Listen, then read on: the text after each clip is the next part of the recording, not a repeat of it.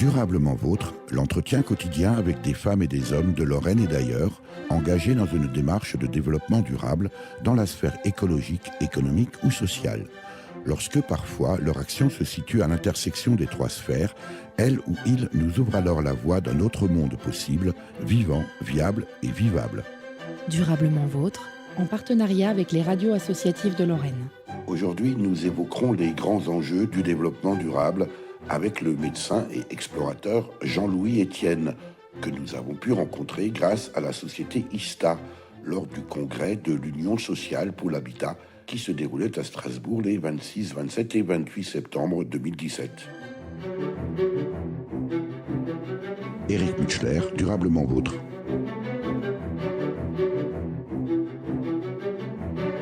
Laurent Sirex, vous êtes le président directeur général d'ISTA. J'aimerais que vous nous présentiez le métier de votre société. Bonjour, alors ISTA c'est une entreprise de services qui travaille principalement dans l'immobilier et dans l'immobilier collectif, c'est-à-dire les copropriétés ou le logement social. Notre métier consiste à faire des économies d'eau et d'énergie aux habitants, tout simplement en installant des compteurs qui permettent d'individualiser les charges d'eau et de chauffage dans ces immeubles, de sorte à encourager les comportements vertueux et à, in fine, faire des économies. Alors, vous êtes ici présent au congrès de l'Union sociale pour l'habitat qui se tient à Strasbourg les 26, 27 et 28 septembre et vous avez invité, pour le compte de la société ISTA, Laurent Sirex, l'explorateur Jean-Louis Etienne. Pourquoi une telle démarche ? Eh bien, écoutez, ISTA souhaite aussi, au travers de ces conférences ou de certaines invitations, finalement, faire en sorte d'éveiller la conscience écologique de ses clients. Et c'est aussi quelque part, finalement, notre devoir en tant que société que de pouvoir faire profiter de l'expérience d'un certain nombre de personnes. L'an dernier, ça avait été Bertrand Piccard. Cette année, c'est Jean-Louis Etienne. Finalement, ce genre de personnes aventuriers, qui ont vécu des expériences concrètes de la vie et des expériences qui permettent de montrer à quel point il est important de préserver notre planète, nous permettent réellement tout simplement de donner à nos clients cette capacité finalement de mettre du concret sur ce que nous devons faire pour la planète et pour demain. Donc nous, on essaye vraiment d'éveiller leur conscience au travers de ces rencontres. Voilà l'objectif qu'on se fixe.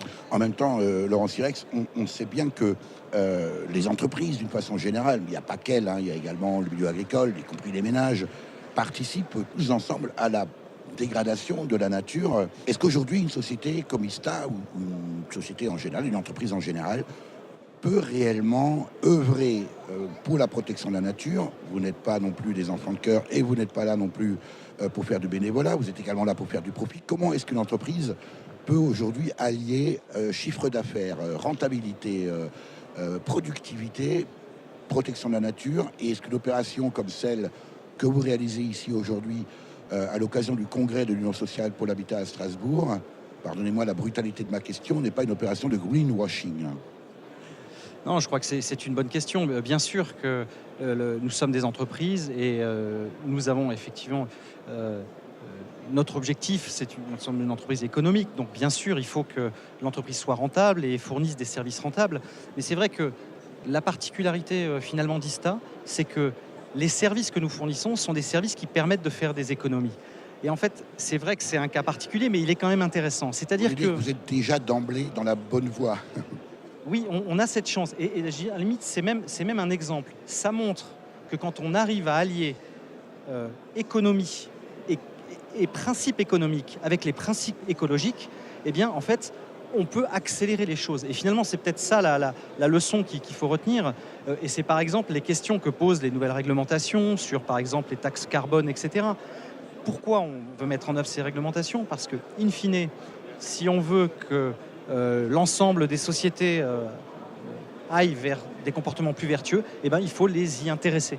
Et donc, nous, dans notre métier, les occupants des immeubles font des économies, donc ils payent quelque chose pour qu'on leur installe les compteurs, mais ils font des économies bien plus importantes que le coût qu'ils doivent payer, et donc économiquement c'est rentable d'être vertueux et de faire des économies. Et finalement je crois que c'est ça la leçon aussi des choses, c'est qu'il faut qu'on aille vers ce type d'économie pour finalement aller vers le développement durable, et le prix de l'énergie qui va continuer à monter va petit à petit nous y amener. Est-ce qu'il n'y a pas aussi, Laurent Sirex, des réglementations à modifier dans le fonctionnement même de l'entreprise, dans le poids des actionnaires qui sont dans le court-termisme? Est-ce qu'il n'y a pas aussi une évolution, une révolution culturelle à opérer au sein même des entreprises?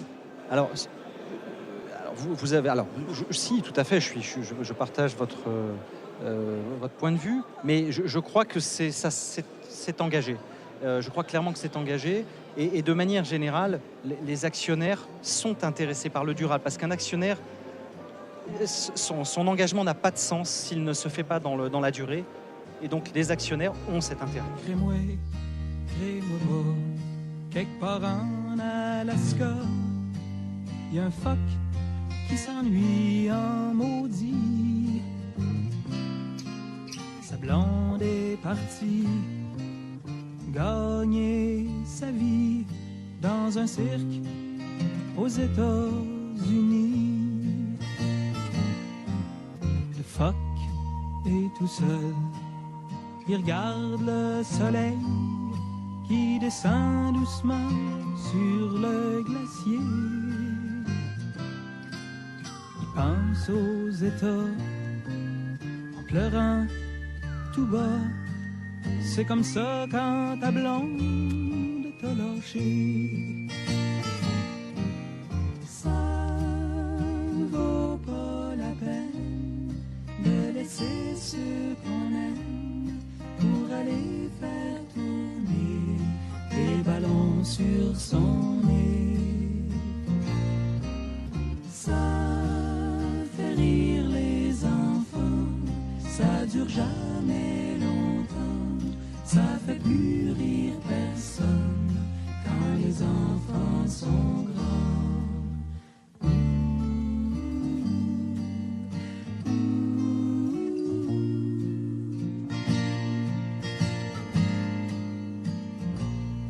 Quand le phoque s'ennuie, il regarde son poil qui brille comme les rues de New York après la pluie. Il rêve à Chicago, à Marilyn Monroe. Il voudrait voir sa blonde faire un show.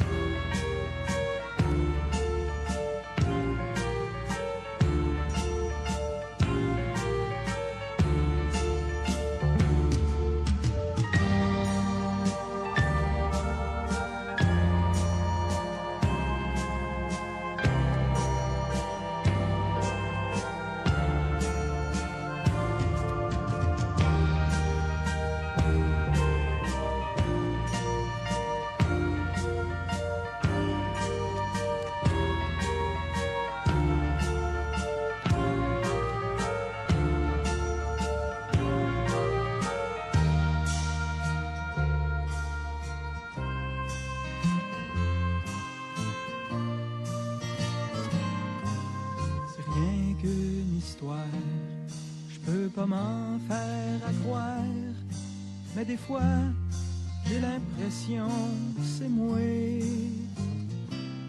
qui est assis sur la glace, les deux mains dans la face. Mon amour est parti, puis je m'ennuie. Ça ne vaut pas la peine de laisser ceux qu'on aime pour aller faire tourner les ballons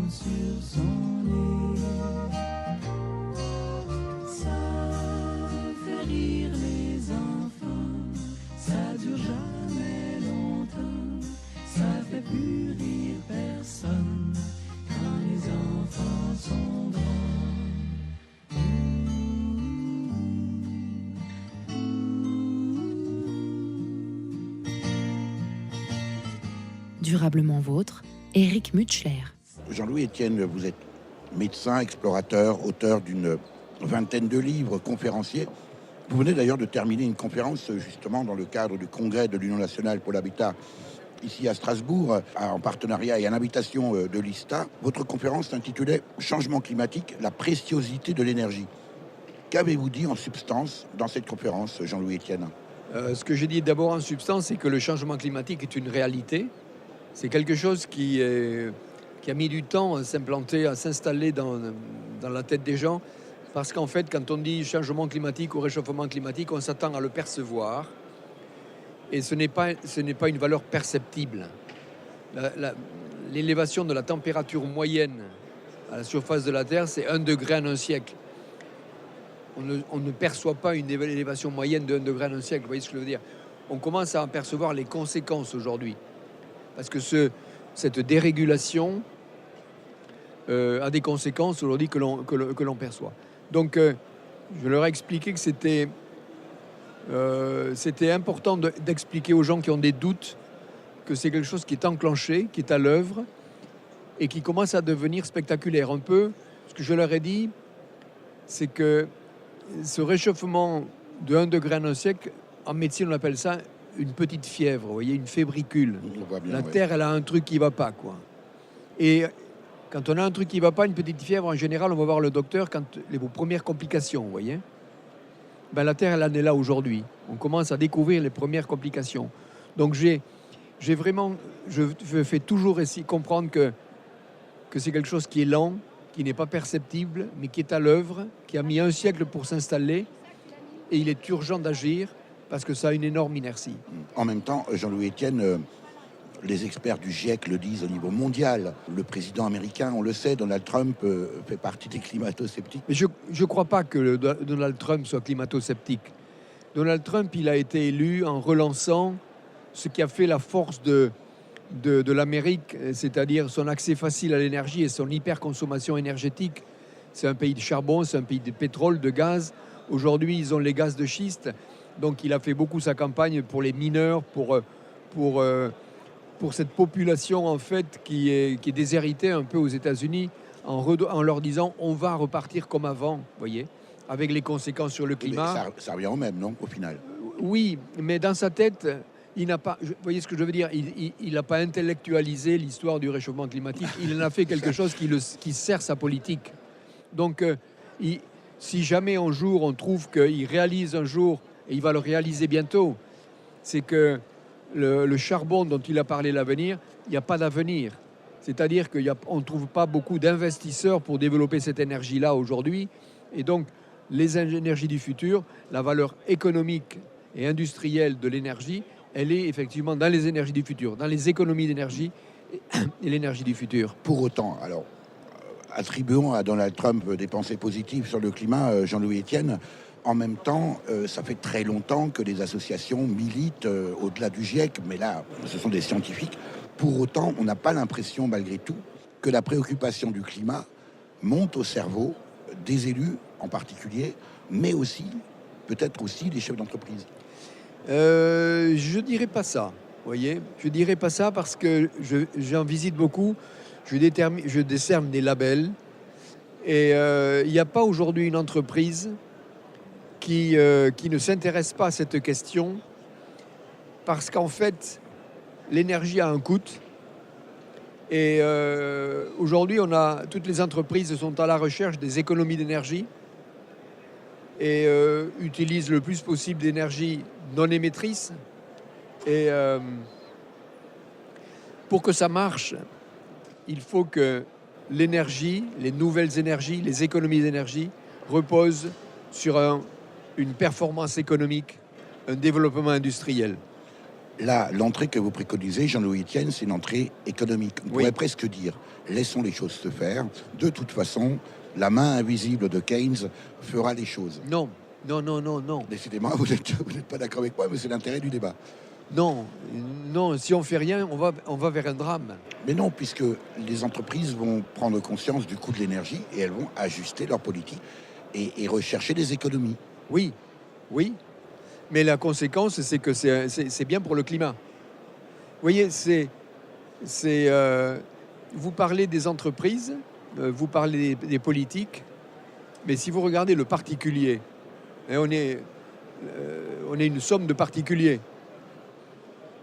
Le particulier, il dit tout le temps, mais que font les entreprises et que font les politiques? Vous voyez, les politiques aujourd'hui sont contraints de le faire.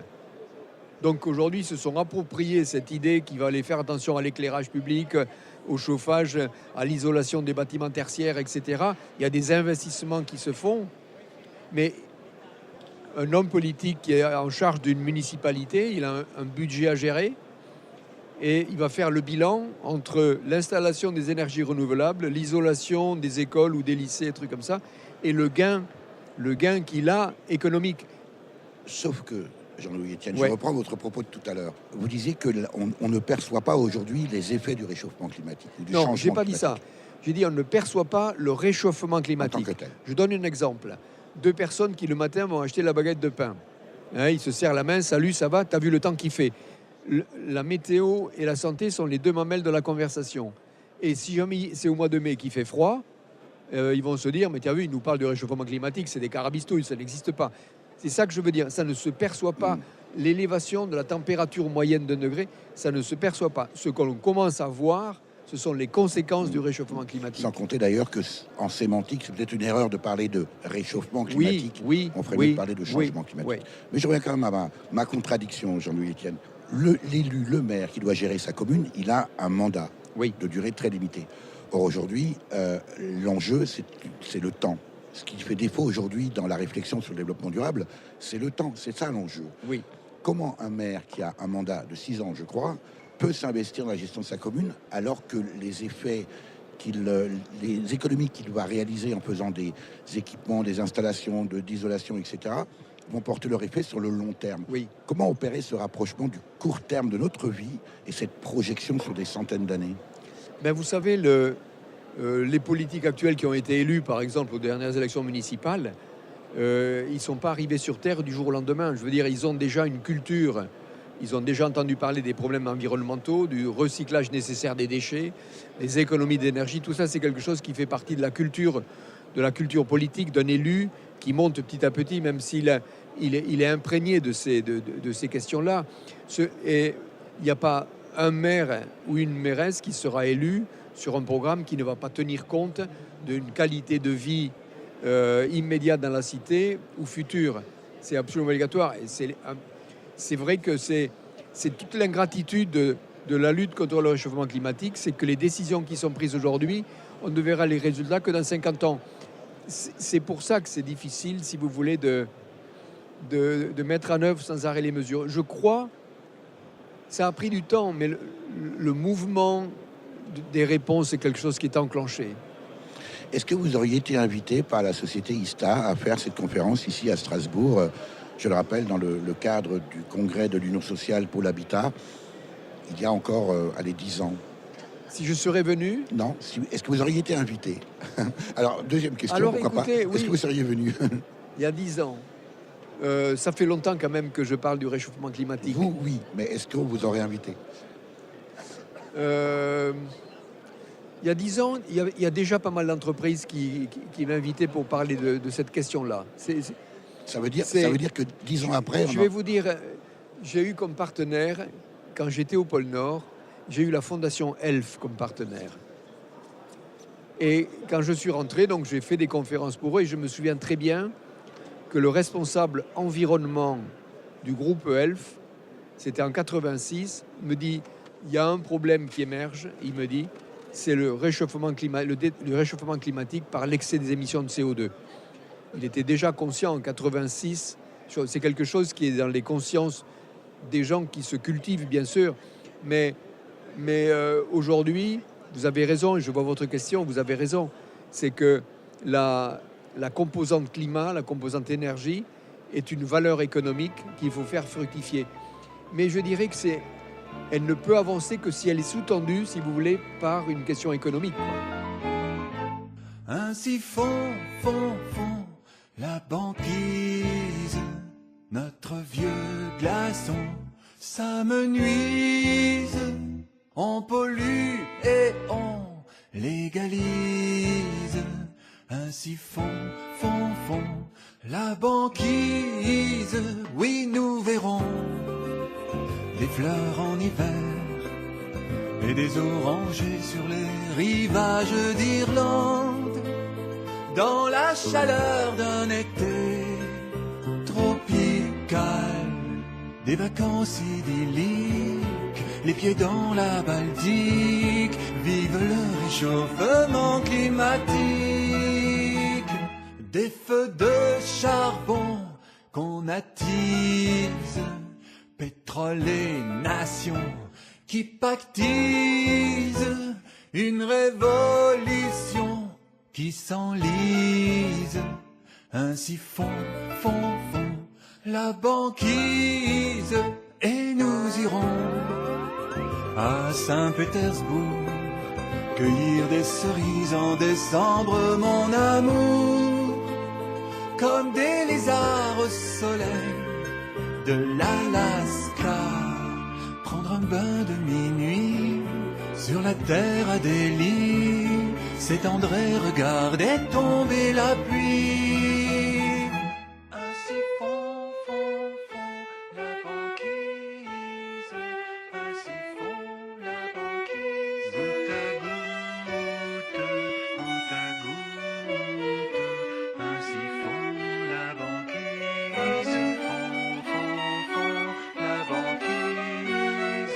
goutte à goutte, goutte à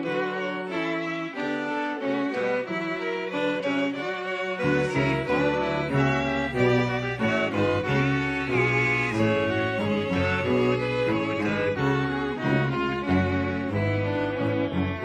Ainsi s'en va la planète pour quelques milliards de petites marionnettes fragiles et dérisoires. Mais nous irons à Saint-Pétersbourg cueillir des cerises en décembre, mon amour, comme des lézards au soleil de l'Alaska, prendre un bain de minuit sur la terre Adélie, s'étendre et regarder tomber la pluie, des feux de charbon qu'on attise, pétrole et nation qui pactise, une révolution qui s'enlise. Ainsi fond la banquise. Durablement vôtre, Éric Mutschler. Nous sommes toujours avec vous, Jean-Louis Etienne, explorateur, médecin, auteur, conférencier. Et vous êtes ici à Strasbourg à l'occasion du congrès de l'Union sociale pour l'habitat, à l'invitation de la société ISTA. Jean-Louis Etienne, le 6 juillet dernier, 2017, le ministre de la Transition écologique et solidaire, Nicolas Hulot, présentait son plan climat. Quelle est votre analyse sur ce plan au regard des enjeux? Alors, Nicolas Hulot connaît parfaitement le sujet. J'imagine. Ça en était un ambassadeur du sujet pour la COP21, voyager dans tous les pays pour essayer de réunir. Donc on dirait ça a été un acteur important de la COP21, ça a été un acteur important de la prise de conscience planétaire. Et donc, il est complètement au fait des choses. Et aujourd'hui, sa position de ministre, qu'il a longtemps refusée, le met en situation de réalité. Et de résultats. Et de résultats. On voit bien qu'il a ce sens que on ne va pas changer le monde, on ne va pas partir en décroissance, on ne va pas partir sur des choses comme ça, abstraites, qui sont des concepts que l'on peut défendre quand on n'est pas en situation de gouvernance. On peut avoir des noms. Parce que quand on est en situation de gouvernance, si vous voulez, on a les mains au four et au charbon, quoi, si vous voulez. Mais pas au charbon, c'est pas une bonne expression quand on parle du climat, mais au moulin. Au moins. Et donc, on doit conjuguer quelque chose que j'aime bien de dire, qui est une phrase que je sors du discours de Jaurès en 1903 du discours de Jaurès à la jeunesse de 1903, qui est un discours qu'il faut relire aujourd'hui.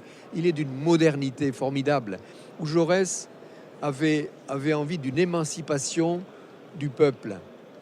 Il poussait même à la propriété de devenir vos patrons. Enfin, il avait cette idée que arrêtez la soumission, devenez grand, prenez en main votre destin, c'était ça.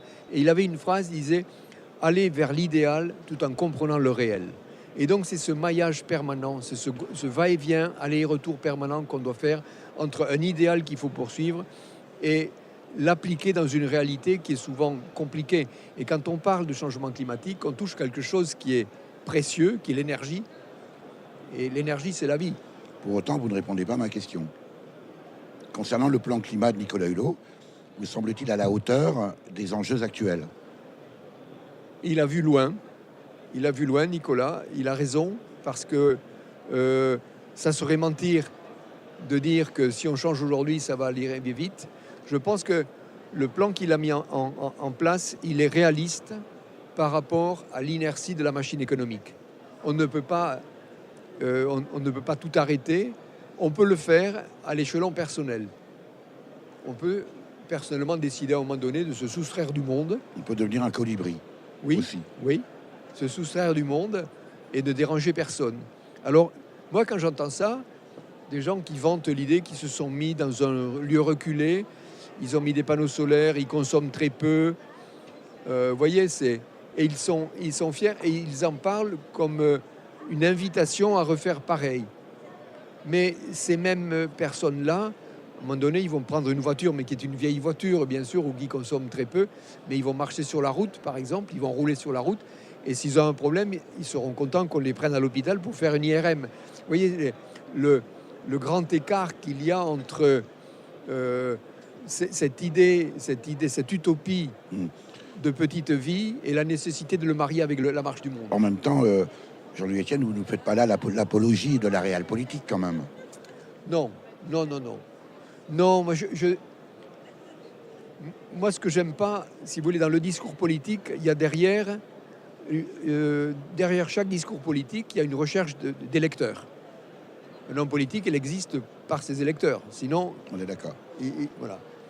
Donc, sa cible, c'est un électorat qu'il va essayer d'élargir. Donc, on pilote en annonçant des choses qu'on voudra faire, qu'on pourrait faire, que certainement, si je suis élu, je ferai. Vous voyez, c'est pour ça que ce métier est complexe quand même. Et à mon avis, il faut être dedans assez jeune. Moi, on m'a proposé déjà d'être en politique. C'était le président Mitterrand qui m'avait invité à être en politique, qui m'avait proposé un poste de ministre de l'Environnement. Ah, c'est dommage parce que vous me prenez la question suivante. Ah oui. J'allais vous poser justement la question. Et si on vous proposait, donc je vous en prie, vous pouvez poursuivez. Ben, écoutez, le président Mitterrand, donc, son secrétaire m'avait donné 2 rendez-vous. Je me souviens très bien, quand je suis arrivé à mon bureau, mon assistante m'a dit « À l'Élysée, le président veut te rencontrer ». Donc j'ai été reçu par le président Mitterrand, je me souviens très bien, de 18h30 à 19h. Et en fait, ce qui intéressait le président, c'était donc de me proposer un poste à l'environnement, mais il voulait que j'ai une légitimité d'élu. Donc il y avait en perspective des élections législatives auxquelles, bien sûr, j'allais être soutenu, etc. Et je me souviens, il me raconte ça, et je lui dis, président, je pars à l'Érébus. Et il me dit, c'est quoi l'Érébus? Je dis, c'est un volcan qui est en Antarctique. Et il a une phrase, il m'a dit, là, je ne vais pas pouvoir vous soutenir. Non, je ne vais pas pouvoir vous accompagner, parce qu'il voulait m'accompagner en politique. Et je suis sorti de l'Élysée en me disant, mais quelle connerie. J'avais 45 ans, j'avais déjà fait pas mal de choses. Je dis, mais c'était une opportunité formidable. Que vous regrettez, Jean-Louis Etienne, de ne pas avoir... Je l'ai regretté entre la sortie de l'Élysée et mon bureau. Mais je suis revenu dans mes activités de faire des expéditions, et je me rends compte que je suis mieux armé, plus efficace, plus libre de faire des conférences. Je fais des conférences auprès des scolaires, dans les grandes écoles, auprès des politiques. Que ce soit au Sénat ou à l'Assemblée nationale, il y a des comités d'études, des comités où on travaille. Donc je fais des interventions là. Je suis plus efficace là que dans le conflit humain, parce que la politique, c'est du conflit humain. Alors précisément, on parlait tout à l'heure, Jean-Louis Etienne, du milieu associatif qui dit les choses depuis 20 ans, 30 ans pour essayer de faire bouger les choses. Est-ce que ça veut dire que les citoyens, nos concitoyens, et peut-être même les élus, sont plus sensibles à la parole de stars? D'une certaine manière, vous en êtes une. Oui, oui. Est-ce qu'il faut, dans notre mécanisme humain, dans notre psyché, dans notre façon culturelle de fonctionner, il faut la parole de stars pour qu'elle soit audible? C'est-à-dire que on interroge les stars. Si vous n'êtes pas une star, vous êtes quelqu'un qui est brillant, qui connaît le sujet, inconnu, qui passe dans la rue. Pour le public, vous n'êtes pas une référence. Vous voyez ce que je veux dire? Sauf effectivement quelques personnalités scientifiques qui sont déjà reconnues et connues. Mais vous avez raison, c'est qu'il y a une injustice. Il y a une injustice médiatique. Je l'ai connu en médecine. Je suis médecin et m'est arrivé d'intervenir sur des sujets. Quand il y avait un problème médical, par exemple, pour une rédaction pour préparer le 20h. On dit à la conférence de rédaction au début d'après-midi, on dirait aux 20h. On dit trouvez-moi un intervenant, quelqu'un de machin. Et si c'est une maladie, par exemple, que le spécialiste est à Marseille, on dit il est à Marseille. Bon, attends, non, trouve-moi quelqu'un ici à Paris. Vous voyez ce que je veux dire? Et on va trouver le bon candidat qui est capable d'aligner 3 phrases. C'est pas le spécialiste. Le spécialiste de Marseille, il va se mordre les doigts en disant on interroge encore ce couillon. Vous voyez, donc il y a une inégalité de passage à l'antenne, on va dire. Alors, ça veut dire aussi... Ça veut dire que celui qui passe à l'antenne, il doit faire un effort pédagogique. L'effort pédagogique, c'est d'essayer d'expliquer simplement des phénomènes complexes et de manière à ce que les gens qui vous écoutent adhèrent à votre propos. Ce n'est pas des slogans, c'est de la pédagogie qu'il faut faire. En même temps, dans les médias, on appelle ça un bon client. Un bon client, c'est quelqu'un qui, lorsqu'on l'appelle, vient. J'ai assisté tout à l'heure à votre séance de dédicace. Vous êtes un bon client, vous jouez le jeu, et Dieu sait si vous êtes très sollicité. Est-ce que ça veut dire aussi que pour faire passer un message, quel qu'il soit, mais là, précisément sur les questions capitales de réchauffement climatique, il faut aussi jouer ce jeu-là des médias, ce que les mouvements associatifs en général n'ont pas su faire, ou n'ont pas voulu faire? Le mouvement associatif est souvent sectaire sur un sujet. Il y a un mouvement associatif qui se crée parce qu'il est contre quelque chose. Vous allez vous faire des amis, là. Mais non, parce que c'est une évidence. Au sens où il y a un projet, on va prendre un exemple qui touche l'environnement, un projet d'éolien. Il est évident que tout le monde est d'accord pour dire qu'il faut faire de l'énergie avec du vent, mais dès qu'on dit on est dans un secteur de vent, on va mettre des éoliennes, il y a tout d'un coup des associations qui se créent et qui s'y opposent. On ne peut pas avoir un double discours. Parce que par quoi va-t-on remplacer les énergies renouvelables si on n'utilise pas ces énergies de base que sont le soleil, le vent, les marées? Voilà. Et donc souvent, il y a un groupe qui commence à se créer, on crée une association.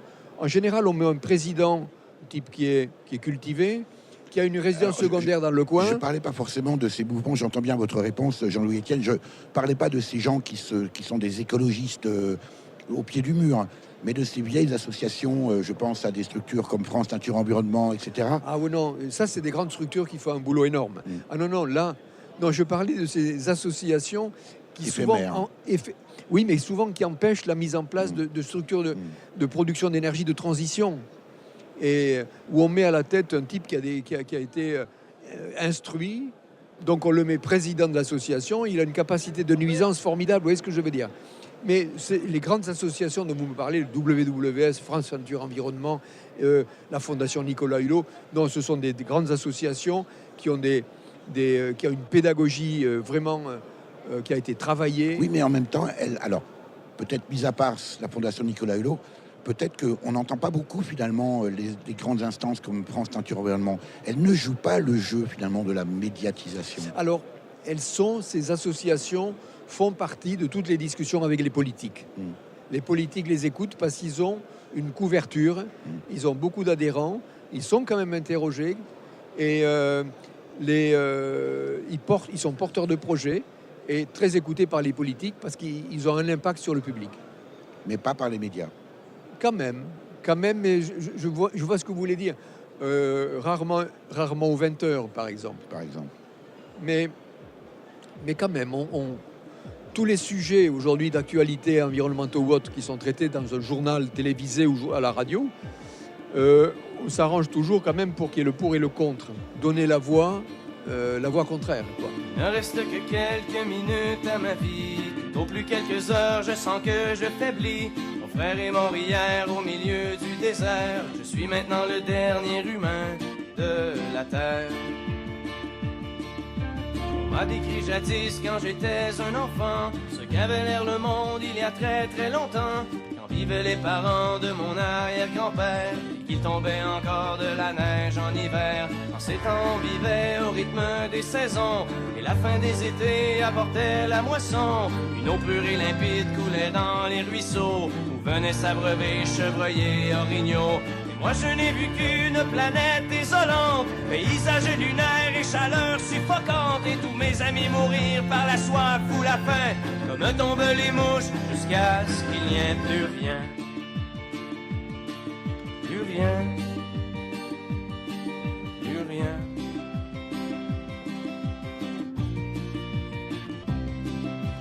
Il ne reste que quelques minutes à ma vie. Au plus quelques heures, je sens que je faiblis. Mon frère est mort hier au milieu du désert. Je suis maintenant le dernier humain de la terre.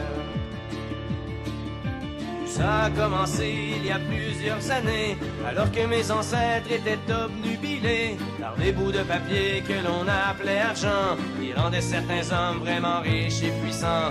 Ces nouveaux dieux ne reculant devant rien, étaient prêts à tout pour arriver à leur fin. Pour s'enrichir encore, ils ont rasé la terre, pollué l'air ambiant et tari les rivières.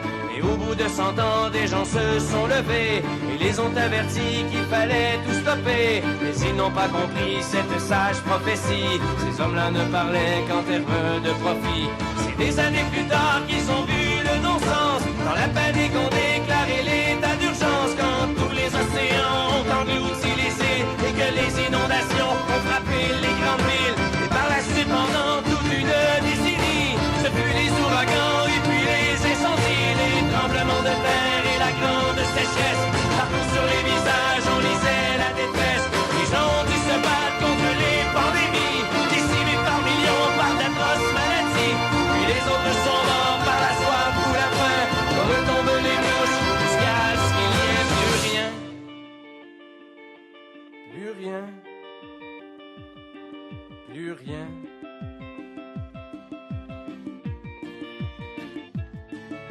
Mon frère est mort hier au milieu du désert. Je suis maintenant le dernier humain de la terre. Au fond, l'intelligence qu'on nous avait donnée n'aura été qu'un beau cadeau empoisonné, car il ne reste que quelques minutes à la vie. Tout au plus quelques heures, je sens que je faiblis. Je ne peux plus marcher, j'ai peine à respirer. Adieu l'humanité, adieu l'humanité. Nous sommes toujours avec vous, Jean-Louis Etienne, médecin, explorateur, auteur, conférencier, à l'occasion du congrès de l'Union sociale pour l'habitat, et vous êtes invité par la société ISTA. Jean-Louis Etienne, les 20 et 21 septembre se tenait à Nancy le 2e séminaire national sur les atlas de la biodiversité communale. Comment se fait-il que nous en sachions encore si peu sur la biodiversité de notre propre planète? Alors, ce qu'on sait peu, c'est quand on va vers le petit, l'infiniment petit. On a quand même fait un inventaire assez précis, de l'ensemble des espèces visibles déjà. Ça, c'est fait, les visibles. Mais il est évident qu'il y a une partie beaucoup plus souterraine, beaucoup plus invisible, qui joue un rôle fondamental, ce qu'on appelle la biodiversité oubliée, et qui joue un rôle fondamental. Ce sont tous les recycleurs, toute cette... Et là, vous touchez quelque chose important, c'est la nature des sols, la biodiversité des sols. Les sols sont morts, on est obligé de les faire... ils sont sous perfusion en permanence, quoi. Hein. Et Aristote disait que les vers sont les intestins de la terre. Et en fait, on a... Belle formule. C'est une belle formule. Cette digestion que faisaient les vers de tous les résidus de la nature qui sont recyclés on parle bien des lombriques, etc. Là, oui. On ne parle plus politique, là, on est bien d'accord. Oui, on parle de nature, là. Hein. Eh bien, cette biodiversité-là, elle est à reconquérir. Celle qui nous concerne, la biodiversité des sols. Je parle d'une biodiversité efficace, retrouver, réhabiliter les sols.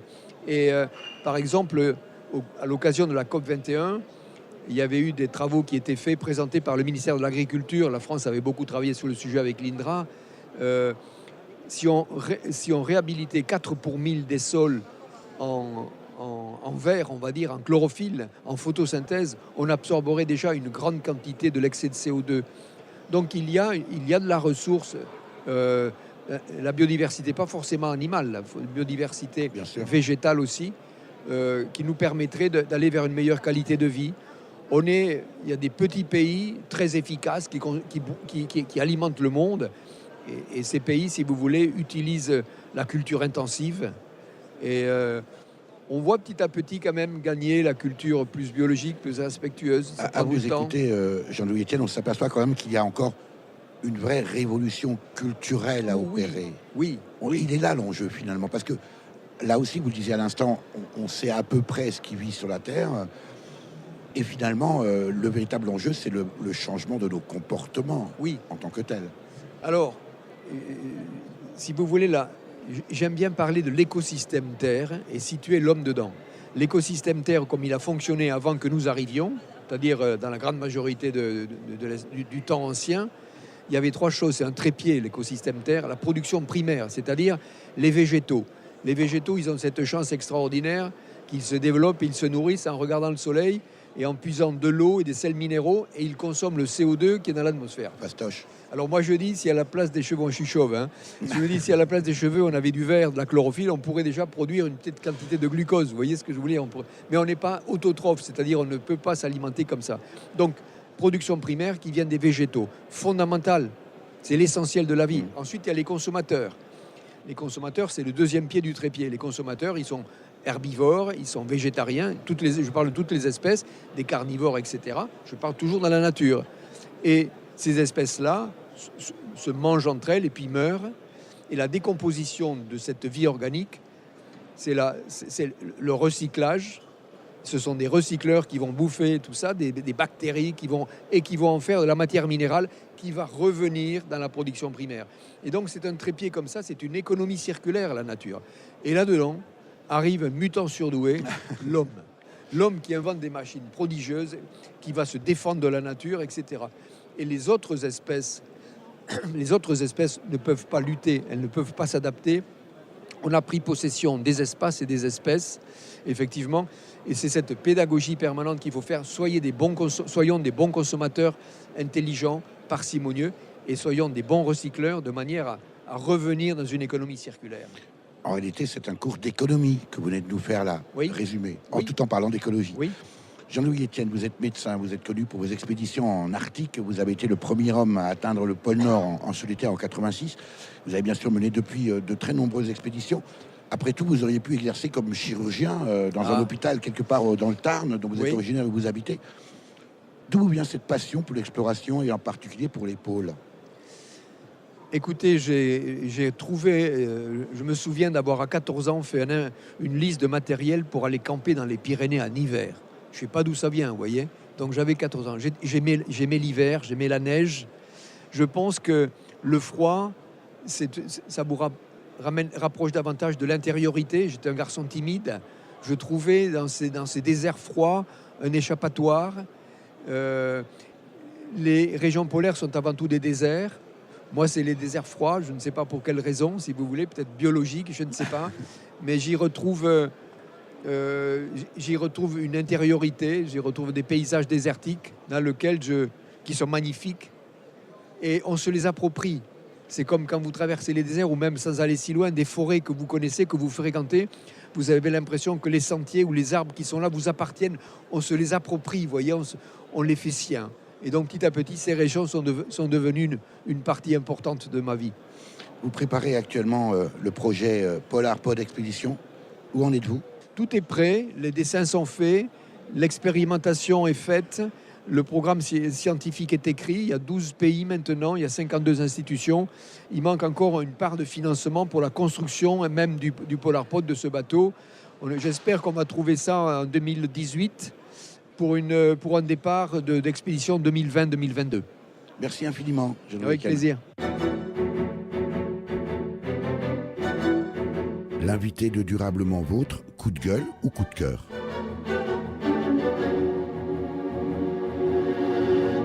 Laurent Sirex, lorsqu'on est comme vous, PDG de la société ISTA, on est plutôt coup de cœur ou plutôt coup de gueule? Écoutez, on peut être les deux, mais en tout cas, en ce qui concerne l'environnement... Vous n'allez pas dire en même temps. En ce qui concerne l'environnement, je crois qu'il faut plutôt être coup de gueule. Je crois que, en particulier, ce qui se passe aujourd'hui doit permettre d'élever les consciences sur finalement notre impact sur la nature. Lorsque l'on voit, par exemple, moi qui suis un passionné de surf, lorsqu'on voit l'impact qu'ont eu les précédentes tempêtes sur nos côtes atlantiques, et je pense particulièrement à Lacanau qui voit finalement ces plages se réduire et l'eau remonter, on se rend compte finalement de l'impact que l'on a sur la nature, et ça doit nous aider à nous poser la question et nous aider à nous motiver finalement pour l'environnement. On peut aussi tout à fait parler des derniers ouragans qu'on a pu voir passer. Alors certes, certains scientifiques attendent encore d'apporter les preuves qu'il s'agit bien d'un réchauffement climatique, mais les experts s'accordent tous pour dire que si aujourd'hui les ouragans sont plus puissants, c'est aussi parce que le réchauffement climatique alimente ces tempêtes de manière beaucoup plus puissante qu'avant, et on voit les impacts très concrètement que l'on peut avoir, qui sont là pour le coup catastrophiques. Et donc je crois que ça, c'est aussi un coup de gueule. Je crois qu'il faut prendre conscience que ce réchauffement climatique, on parle souvent d'1 ou 2 degrés. Là, aujourd'hui, on est à 1 degré par rapport au début du siècle. Quand on voit l'impact local qu'il peut avoir sur notamment les ouragans et les tempêtes, on imagine que le fameux objectif que l'on s'est fixé lors de la COP21, qui est de moins de 2 degrés, même en l'atteignant, on va avoir des catastrophes climatiques énormes.